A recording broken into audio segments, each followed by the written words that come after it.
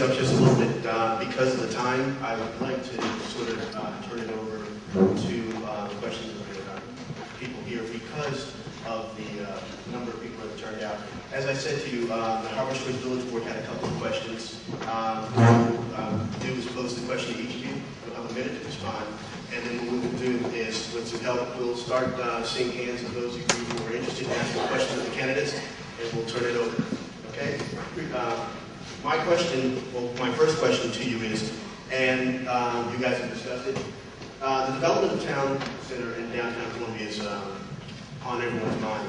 So, will you agree to initiate and support a county law to limit the height of buildings in downtown Columbia to the height of the tallest existing building in downtown Columbia, and to require much lower maximum heights in much of the rest of the downtown? Let me do that one more time.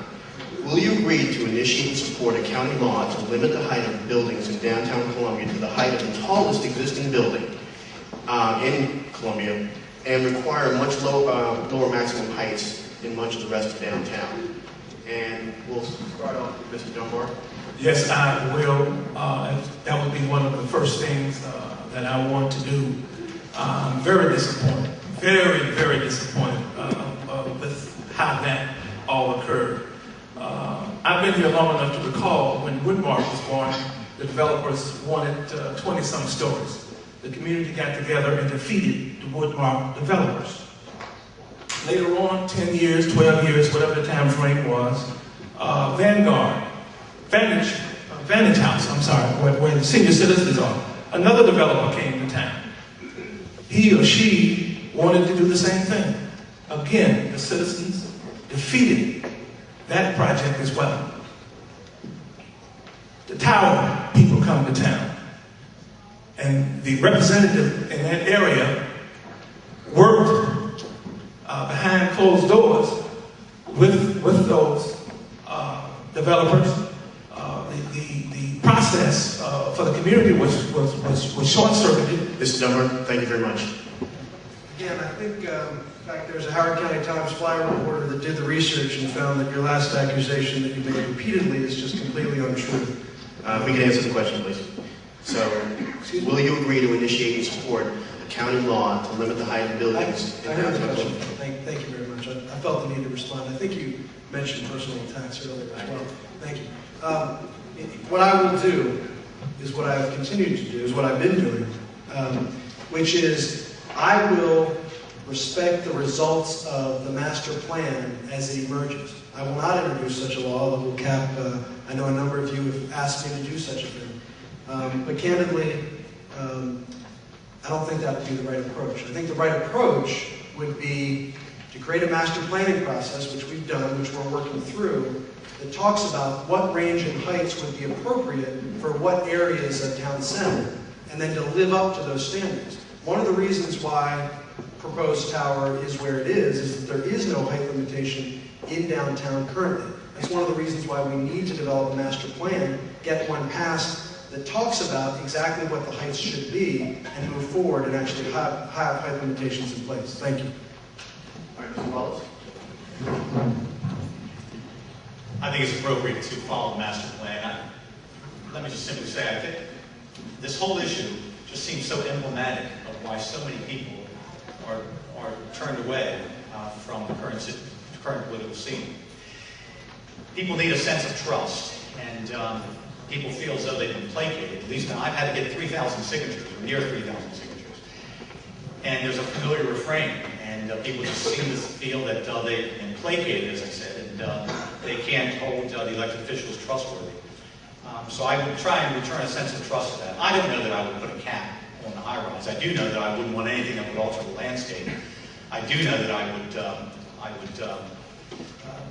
get the input, collaborate and get the input of everyone involved in it. And I think it makes sense to go according to the master plan. I have it past the double J test today, and that would be Jim Rouse for Columbia and James Clark throughout Howard County.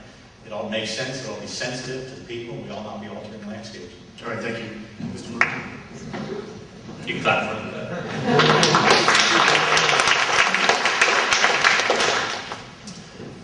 I believe in a holistic approach to developing our zoning regulations. it's impossible just to pick out one line item in a book this thick of zoning regulations and make a commitment here tonight in front of you and say, I will limit the height of buildings. I don't think it's responsible.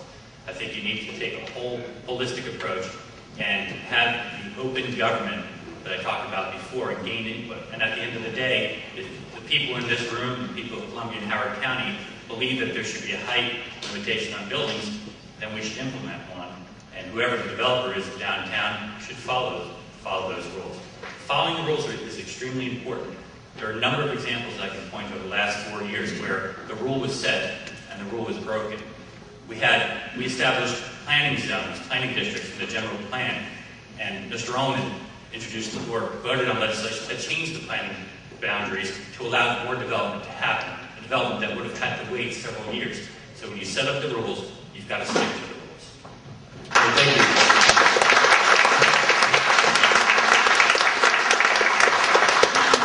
Josh, do I need to restate it, or? No. I'll tell you a quick story. Shortly after the designs for the plaza were first drawn, or that we first saw them in the paper, Jess and I were heading down to Silver Spring, and we were driving, and there were two buildings that seemed pretty tall, and we both quickly kind of counted the floors. They're both 12-story buildings, and we thought, okay, so the plaza is both of those on top of each other. And we looked at each other and just went, that's too tall. That's just too tall for Columbia. And the truth is, there's a lot that can and might happen between now and December, when I will hopefully take office. And if that building is, the plaza is vested, then there's almost nothing that can happen. But if it's not, then absolutely I would like to work with the Office of Law and make sure that we stop that from going on.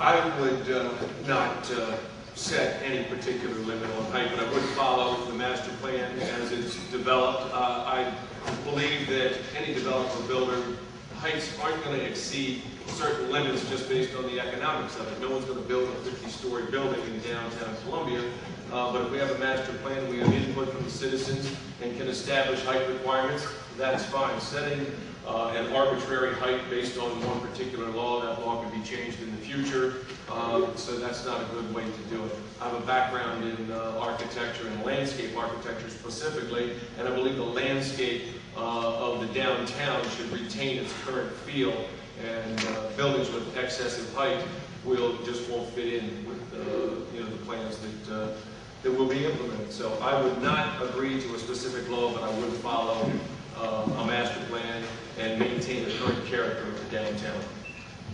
Okay, thank you. Ms. Siggety? On July 12th, I had the opportunity to speak to the press, and on July 12th, I said, yes, I would support height limits for downtown Columbia. I also answered at the League of Women Voters Forum, and I said, yes, I would support height limits for downtown Columbia. My husband and I were fortunate enough when we were young and foolish and brand new parents to live in Paris, the city of light. There's a height limit in Paris. It's 7 stories. It is one of the most gorgeous cities in the world.